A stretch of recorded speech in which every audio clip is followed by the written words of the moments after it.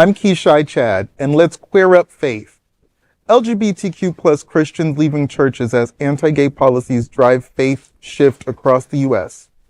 A growing number of LGBTQ plus Americans raised in Christian households are leaving the church or seeking more affirming faith communities as tensions between sexuality and religion continue across the United States.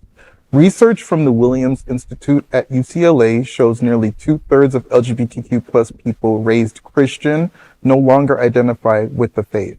Experts point to long-standing anti-LGBTQ plus teachings in many major denominations as a key factor behind the shift.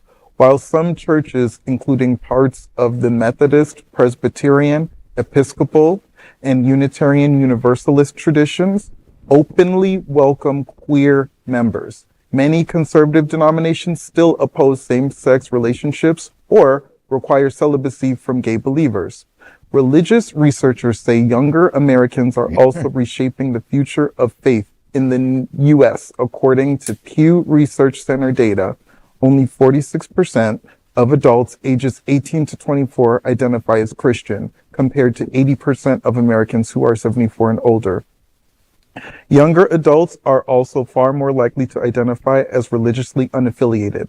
Psychologists and faith leaders say LGBTQ plus inclusion has become a defining issue for many younger believers deciding whether to remain connected to religion. So as a spiritual person who was christened as a child, I'm grateful that I was never forced to practice.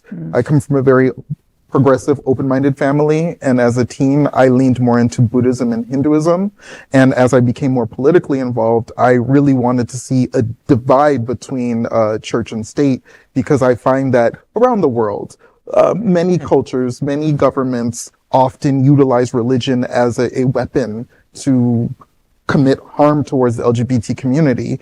And I wish that there were more people of faith in power that actually used it to unite each other, because we see how, for instance, the story we talked about with trans youth, a lot of religion in a lot of conservative talking points are used to hold them back.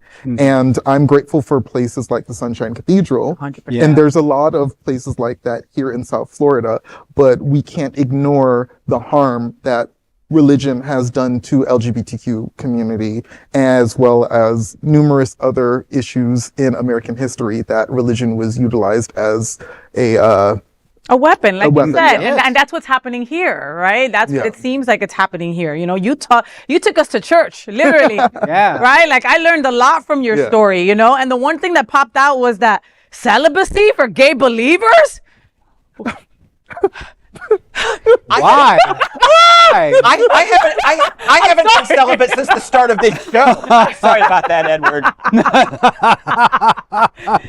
Andrew, that's not true. You can't preach God is love on Sunday and then hand queer people rejection on Monday. You can't. You know what I mean? Young people are not leaving faith because they hate God. They're leaving spaces where they were told God hates them, right? And that's why places like Sunshine Cathedral, Unity on the Bay exist, and they open their doors to all the queer people you want. You know what I mean?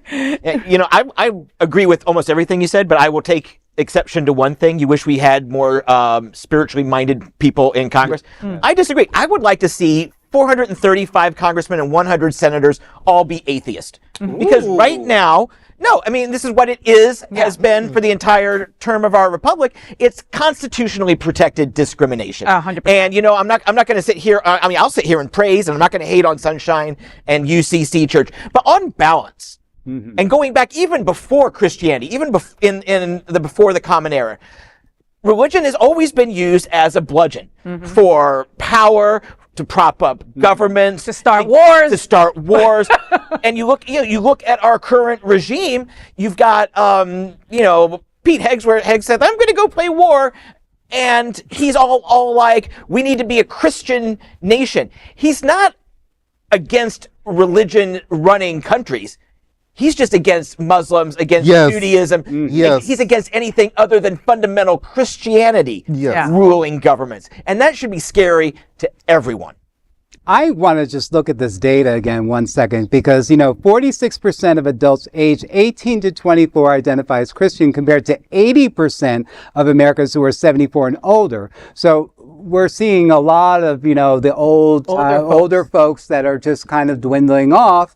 And the newer, like you said, the newer generation that's coming in is more accepting of diverse type of, teachings and stuff. As someone, who grew up with very confusing religious beliefs, I grew up as a Lutheran, but then later on, as my family changed, they all decided that they wanted to explore Catholicism, and they all went to the Catholic Church. So, when I was a teenager, I went there and saw all of the negativity towards our community, and it really more or less shut the door on my experiences with religion. And to be quite honest, even still today, I still have a hard time going into some of these, places of worship. But I realize that not every church is the same, and not every experience is the same. So, of course. And we are so grateful down here to have Sunshine Cathedral, the United Church of Christ, and so many other blessing, places where people can gather just to be spiritual and just to be loving. And that's really what it's all about. Yeah. And folks at home, okay, it's hard in our community, and we deserve to be able to go to a religious place, to a spiritual place, to wherever it is. When churches bring family, bring relationships, bring social circles, help so much and so many different dynamics, it can be useful done the right way, And it's a personal thing. But I mean, I know gay people that will go to the Catholic service every Sunday. Like, it's like punishment, like, on them. Yeah. Like, why would you put yourself through that? Like, well, there is no other queer nonprofit media platform like this in the entire world. Support our LGBTQ stories by sharing them and subscribing to Queer News Tonight.